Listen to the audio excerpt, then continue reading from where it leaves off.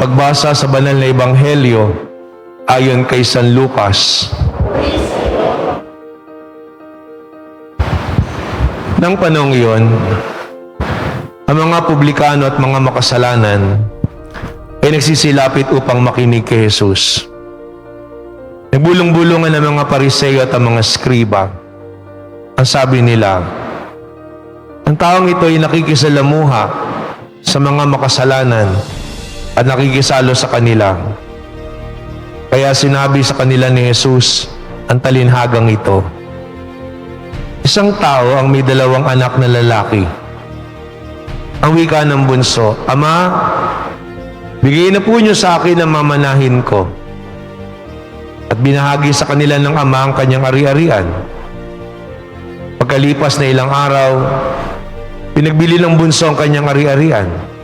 At nagtungo sa malayong lupain taglay ang buo niyang kayamanan. At do'y nilustay na lahat sa diwastong pamumuhay. Nang malustay na niya ang kanyang kayamanan, nagkaroon ng matinding taggutom sa lupaing iyon at naghirap siya. Kaya namasukan siya sa isang mamamayan sa lupaing iyon. Siya'y pinapunta nito sa bukid upang mag-alaga ng baboy. Ibig sana niyang punan ang kanyang pagkain kahit na mga bungang kahoy na pinapakain sa mga baboy. Ngunit walang magbigay sa kanya. Nang mapag-isip-isip niya ang kanyang ginagawa, nasabi niya sa sarili, ang mga alila ng aking ama ay may sapat na pagkain at lumalabis pa. Samantalang ako'y namamatay sa gutom dito. Babalik ako sa kanya. Sasabihin ko, Ama, nagkasala po ako sa Diyos at sa inyo. Hindi na po ako karapat-dapat na tawagin ninyong anak. Ibilang na lamang niyo akong isa sa inyong mga alila. At tumindig siya at pumaroon sa kanyang ama. Malayo pa'y natanawan na siya ng ama at ito'y labis na nahabag sa kanya.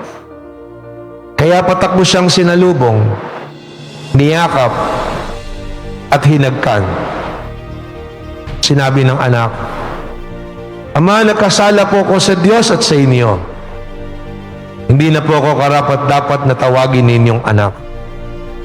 Ngunit tinawag ng ama ang kanyang mga alila, Madali, dali niyo rito ang pinakamahusay na damit at isuot sa kanya. Suotan siya ng singsing at panyapak. Kunin ang pinatabang guya at patayin. Kumain tayo at magsaya. Sapagkat namatay na ang anak kong ito, ngunit muling nabuhay, nawala, ngunit nasumpungan. At sila'y nagsaya. Nasa bukid noon ang anak na panganay. Umuwi siya, at nang malapit na sa bahay, narinig niya ang tugtugan at sayawan. Tinawag niya ang isa sa mga alila at tinanong, Bakit? May ano sa atin? Dumating po ang inyong kapatid, tugon ng alila. Pinapatay ng inyong amang pinatabang guya, sapagkat nagbalik siyang buhay at walang sakit. Nagalit ang panganay at ayaw nitong pumasok sa bahay. Kaya lumabas ang kanyang ama at inamu-amu siya. Ngunit sinabi nito, Pinaglingkuran ko po kayo sa loob ng maraming taon at kailanman hindi ko po kayo sinuway.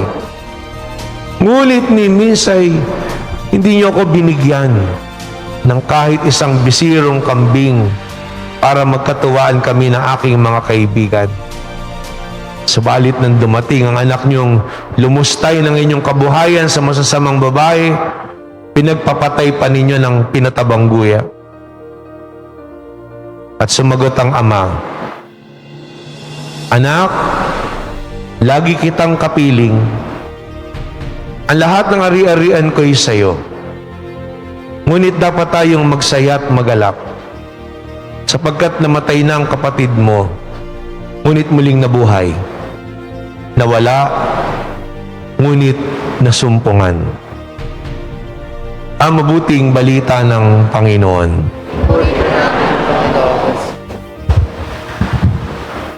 Magandang umaga po sa inyong lahat. Umaga po. Ngayon ay nasa ika-4 na linggo na po tayo sa 6 na linggo ng paghanda para sa Pasko ng muling pagkabuhay ng Panginoon. Magandang masuri din natin na lubusan na ating sarili kung paanong sa mga nakalipas na linggo at habang papalapit tayo sa pagdiriwang natin ng Pasko ng muling pagkabuhay ng Panginoon ay lumahalim na ba talaga tayo sa ating pananampalataya? Nabago na ba talaga natin yung mga dapat pagtagumpayan natin sa ating mga sarili?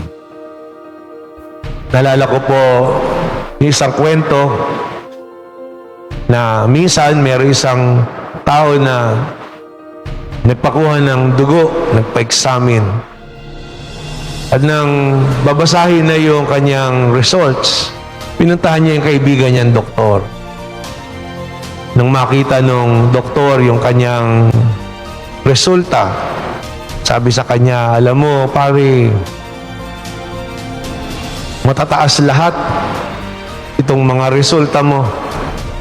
Ang kailangan mo, mag-exercise para talagang humusay yung katawan mo. Swimming, yan ang pinakamaganda kasi walang pressure yan sa bigat mo. Mas magaang gumalaw pagka nandun ka. Tapos bukod dun, kailangang baguhin mo na yung diet mo. Ang pwede mo na lang kainin lumalangoy. Tapos biglang tumalikod yung mama.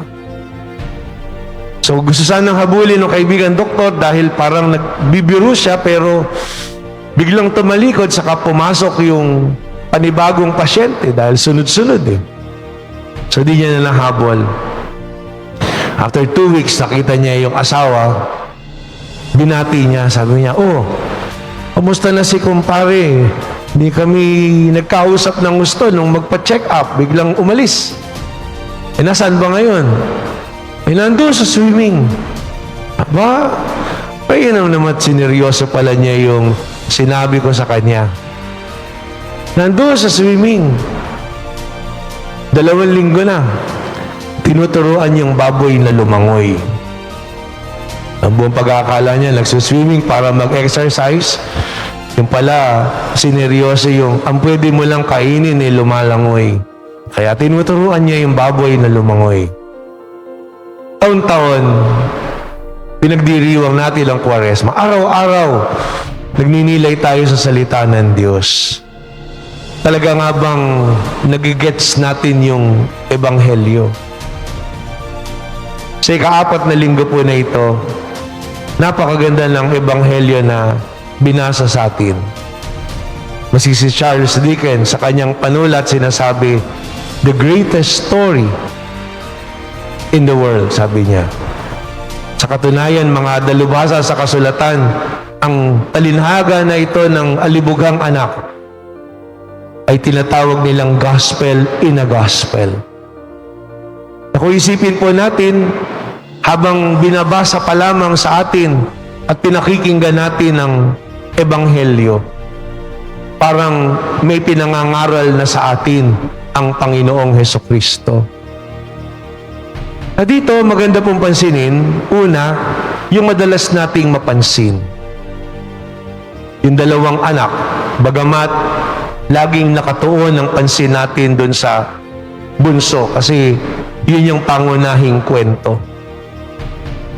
Hiningi niya sa magulang niya yung kanyang mana habang buhay pa yung kanyang ama. Ibig sabihin, para bang sinabi, hindi ka pa mamatay-matay, bigay mo na sa akin. Hindi niya inisip yun. Tapos, hindi lang binenta niya lahat, iniwan pa niya.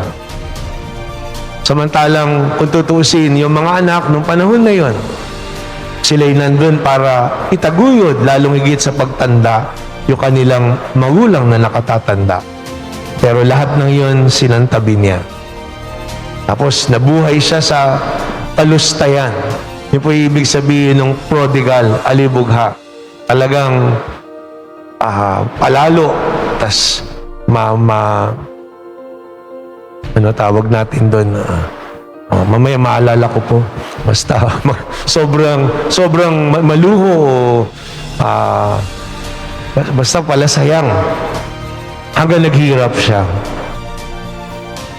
Sa paghihirap, hindi lang naghirap siya, umapit siya sa patalim kung tutusin. Ang daming kabuhayan, pero ang kabuhayang pinasukan niya ay mag-alaga ng baboy. Samantala ang baboy sa mga Hudyo, di naman kinakain yun at tinukonsidera na marumi o magpaparumi sa tao. Hanggang sa bandang huli, maisip niya yung kanyang ginawa. Naisip niya yung naisip niya yung kabutihan ng kanyang ama. At doon niya napagtanto yung nagawa niya na nagkasala siya sa Diyos, nagkasala siya sa kanyang magulang. Kaya nga, hindi na siya karapat-dapat na tawaging anak, ibilang na lang siya sa mga alipin. Pero, makita po natin, ito yung aral nung napakahalaga ng pagiging mababang loob. Hindi pa huli para sa atin lahat, tayo man yung nagkasala, kung tayo magsisisi. Ang sinasabi sa atin na Ebanghelyo ay mas higit ang pag-ibig ng Diyos kaysa sa atin. Kaya nga po, babalik siya doon sa Ama, at pagbalik niya sa Ama, sabi po doon, malayo pa, nakatanaw na yung Ama. At nakita yung kanyang anak. Ibig sabihin talagang hinahanap niya, hinihintay niya.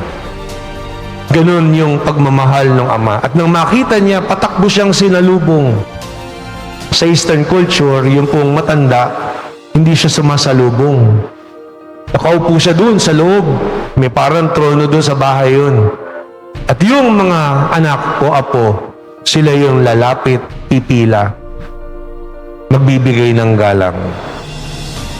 Kaya, hindi po ordinaryo yun. Na marahil ang paliwanag nila dahil ganun talaga kamahal nung magulang yung kanyang anak kahit ito'y nakasala. At pangalaway, dahil marahil gusto niyang protektahan. Dahil alam nung mga tao na yun ay lumapastangan sa kanya para hindi siya saktan. Pero hindi pa natatapos magsalita. Sinabi kagad, madali. Dali niyang pinakamahusay na damit. Suotan siya ng singsing at panyapak. Dahil patayin ang pinatabang guya, kumain tayo at magsaya. Konsentidor ba po yung Ama? Hindi. Maliwanag yung sabi niya, sapagkat namatay na ang anak kong ito at muling nabuhay. Nawala, ngunit natagpuan. At saka papasok yung panganay na anak na nanaghili. Ayaw niyang pumasok. Pero makita natin kung papaanong yung ama, nung ayaw pumasok yung anak na panganay, siyang lumabas. At ang sabi pa po dito, at inamo-amo siya. Sabi nga po ng mga manunod, kung meron daw pong alibugha, kung merong labis, o nagmamalabis, kung merong sobra, kasi yun po ibig sabihin ng prodigal lavish, ostentatious, talagang sobra-sobra, yun yung pag-ibig ng Ama. Na hindi niya iniisip, pwede niya sabihin, akin naman lahat yan. Pwede naman niya sabihin, di ko saan ko gusto. O nung bumabalik yung anak na nagkasala, pwede sabihin, ano ngayon na napala mo, saka ka babalik dahil walang-wala ka na. Magdusa ka. Pero wala tayo narinig na ganon. Sa aklat na sinulat ni Henry Nouwen, sa kanyang pagninilay doon sa painting ni Rembrandt na Prodigal Son, ang binigyan ng diin doon sa painting yung kamay ng Ama, na para sa kanya ay napakalaki at pagpapakita ng dakilang habag, pure mercy. Walang iniisip yung Ama kundi ano yung pagmamahal niya at kabutihan sa pareho niyang anak. Kaya nga malinaw ang sabi niya doon sa panganay, "Anak, ang lahat ng akin ay iyo." Wala siya pananaghili, lagi kitang kapiling. Ngunit dapat tayong magsaya at magalak sapagkat namatay ang kapatid mo, ngunit muling nabuhay, nawala, ngunit nasumpungan. Sa ika-4 na linggo na ito ng panahon ng Kwaresma, yan ang patuloy na pinapaalala sa atin. Kung kikilalanin natin, pahahalagahan ng pag-ibig ng Diyos, ang pag-ibig ng mga tao na nakapaligid sa atin, napakarami natin dapat ipagpasalamat. Yung bunsong anak, nagkulang siya kasi inabuso niya. Naisip lang niya yung kanyang sarili. Hindi niya kagad naisip na pasalamatan yung kanyang ama dahil sa pagbibigay nito sa kanya ng lahat. Pero patatawarin pa rin siya sa huli. Yung panganay na anak, na naghili siya, hindi rin siya makapagpasalamat dahil nibisirong kambing, di raw siya binigyan. E di sabihin naman, humingi ka ba? Oh, di naman siya humingi. Wala naman sinasabi itong humingi. Sabi lang niya, hindi siya binigyan kumpara na sa kapila-tabang guya. Doon makita po natin on a positive note, ano yung magandang aral sa atin. Ang kasalanan, kaya tayo magkakasala pag lagi natin iniisip yung sarili natin. Yung gusto natin, yung nararamdaman natin, yung naranasan natin, yung nangyari sa atin.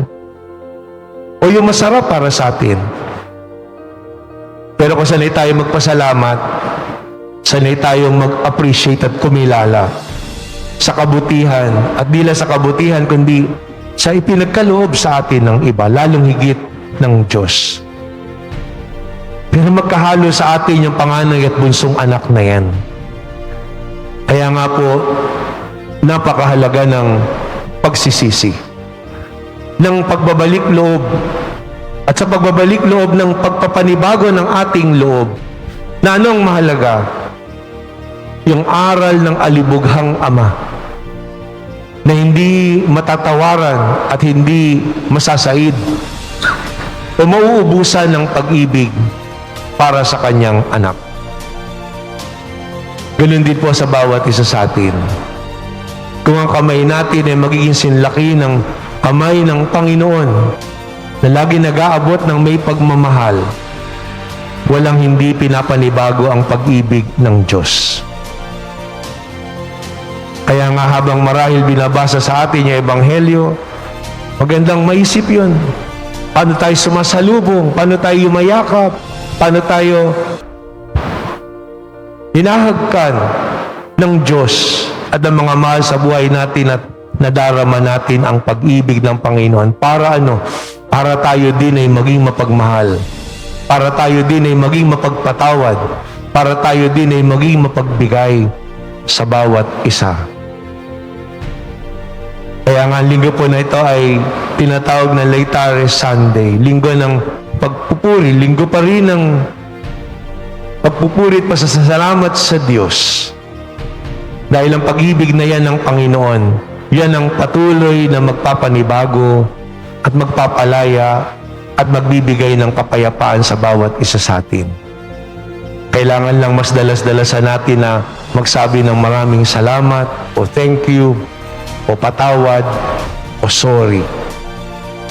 Na bumubukal mula sa pag-ibig na nadama natin at pag-ibig na gusto rin nating ipadama sa ating pagpupuno sa anumang mga pagkukulang o pagsupil sa anumang pagmamalabis na nagawa natin sa bawat isa.